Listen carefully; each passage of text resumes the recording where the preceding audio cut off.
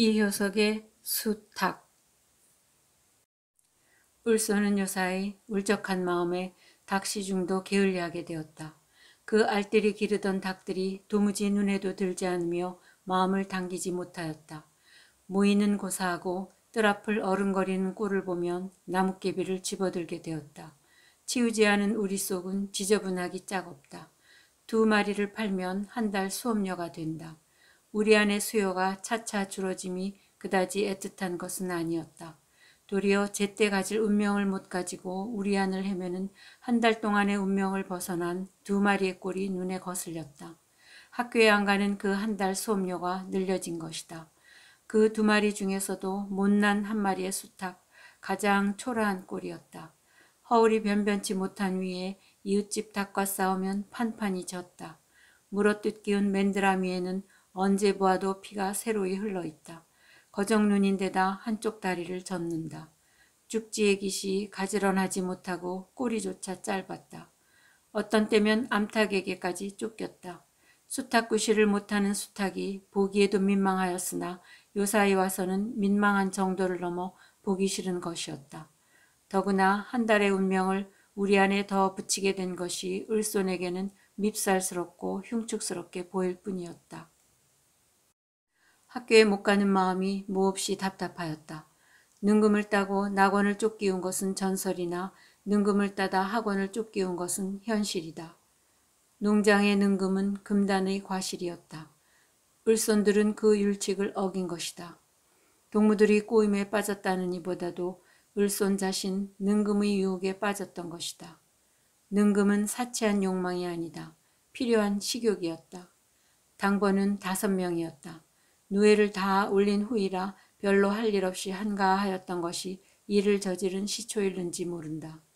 잡담으로 자정이 되기를 기다렸다가 일제히 방을 나가 어둠 속에 몸을 감추고 과수원의 철망을 넘었다. 먹다 남은 것을 아궁지 속에 넣은 것은 깜쪽 같았으나 마지막 한 개를 방구석 뽕잎 속에 간직한 것이 실책이었다. 이튿날 아침 과수원 속의 발자취가 문제되었을 때 공교롭게도 뽕잎 속의 그 한 개가 발견되었다. 수색의 길은 빤하다. 간밤에 5명의 당번이 차례로 반단임 앞에 불리우게 되었다. 굳게 언약을 해놓고서도 어느 때나 마찬가지로 그 어디로부터인지 교묘하게 부서진다.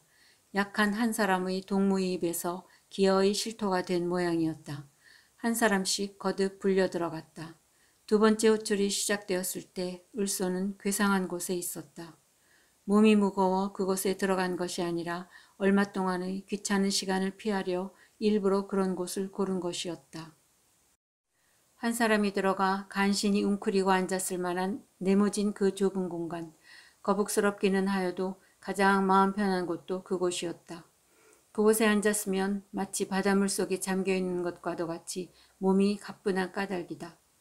밖 운동장에서는 동무들이 짓거리는 소리, 웃음소리, 닿는 소리에 섞여 공 구르는 가벼운 소리가 쉴 새 없이 흘러와 몸은 그 즐거운 소리를 타고 뜬 것 같다.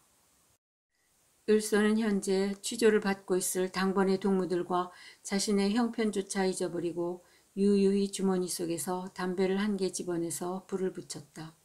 실상인즉 담배도 능금과 같이 금단의 것이었으나 율칙을 어김은 인류의 조상이 끼쳐준 아름다운 공덕이다. 더구나 그곳에서 한 모금 피우기란 무상의 기쁨이라고 을손은 생각하는 것이었다. 이것도 그곳의 특이한 풍속으로 벽에는 옷을 입지 않을 때의 남녀의 원시적 자태가 유치한 필치로 낙서되어 있다. 간단한 선, 서투른 그림이면서도 그것은 일종의 기쁨이었다. 을손도 알 수 없는 유혹을 받아 주머니 속에서 무딘 연필을 찾아 향기로운 연기를 길게 뿜으면서 상상을 기울여 그림을 그리기 시작하였다. 능금을 먹은 후에 담배를 피우며 낙서를 하며 위반을 거듭하는 동안에 을손은 문득 학교가 싫은 생각이 불현듯이 들었다. 가령 학교에서 능금 딴 제자를 문초한 교사가 일단 집에 돌아갔을 때 이웃집 밭에 능금을 딴 어린 아들을 무슨 방법으로 처벌할 것이며 그 자신 능금을 따던 소년 시대를 추억할 때 어떤 감상과 반성이 생길 것인가. 또 혹은 학교에서 절제의 미덕을 가르치는 교사 자신이 불의의 정욕에 빠졌을 때 그 경우는 어떻게 설명하여야 옳을 것인가. 마치 십계명을 설교하는 목사 자신이 간음의 죄에 신음하는 것과도 흡사한 그 경우를 가깝게 생각하여 특수한 과학과 기술을 배워야 그것을 이용할 자신의 농토조차 없는 형편이 아닌가. 변변치 못하다. 초라하다. 잣단 보수를 바라 이 굴욕을 받는 것보다는 차라리 좁고 거북한 굴레를 벗어나 아무데로나 넓은 세상으로 뛰고 싶다. 을손의 생각은 고삐를 놓은 말같이 그칠 바를 몰랐다. 아마도 오래된 듯하다. 하악 종소리가 어지럽게 울렸다.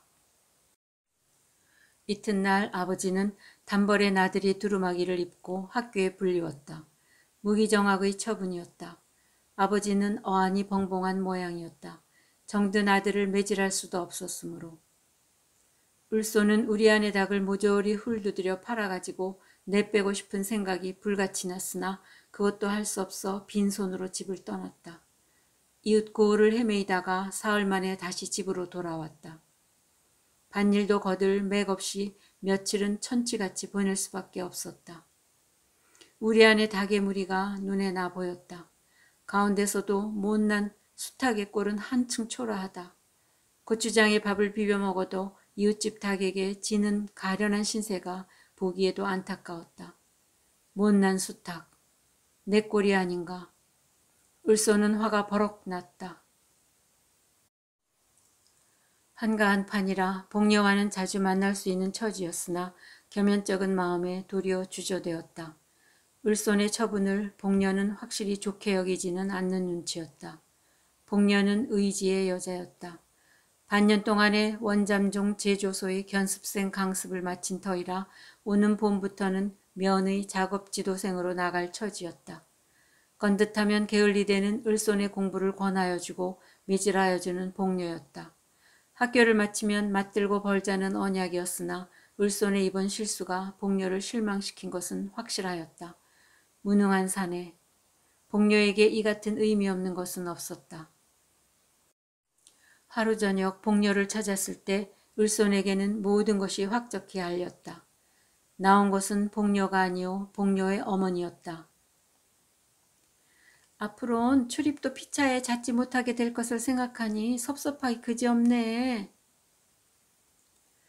뜻을 몰라 우두커니 서 있으려니 복녀의 어머니는 말을 이었다. 기어이 알맞은 사람을 하나 구해봤네. 천근 같은 무쇠가 등골을 내리쳤다. 조합에 얌전한 사람이 있다기에 더 캐지도 않고 작정하여 버렸어. 복녀는 찾아볼 생각도 못하고 을소는 허전허전 뛰어나왔다. 복녀의 뜻일까 춘향모의 짓일까 물을 필요도 없었다. 눈앞이 어둡고 천지가 헐어지는 것 같았다. 며칠 동안은 눈에 아무것도 어리우지 않았다. 앙상한 밤송이 같은 현실. 한 달이 넘어도 학교에서는 복교의 통지도 없다. 저녁 때였다. 닭이 우리 안에 들어 각각 잠자리를 차지하였을 때 마을에 갔던 수탉이 어슬어슬 돌아왔다. 또 싸운 모양이었다. 찢어진 맨드라미에는 피가 생생하고 퉁겨진 쪽지의 깃이 거꾸로 뻗쳤다. 다리를 저는 것은 일반이나 걸어오는 방향이 단정치 못하다. 자세히 보니 눈이 한쪽 찌그러진 것이었다. 감긴 눈으로 피가 흘러 털을 물들였다. 참혹한 꼴이었다.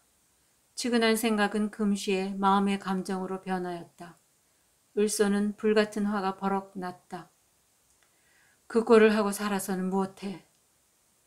살기를 띄인 손이 부르르 떨렸다. 손에 잡히는 것을 되고 말고 닭에게 던졌다. 공칙하게도 명중되어 순간 다리를 뻗고 푸득거리는 꼴에서 을소는 시선을 피해버렸다. 끊었다 이었다 하는 가엾은 비명이 을손의 오장을 뒤 흔들어 놓는 듯 하였다. 이상은 이효석의 수탉이었습니다.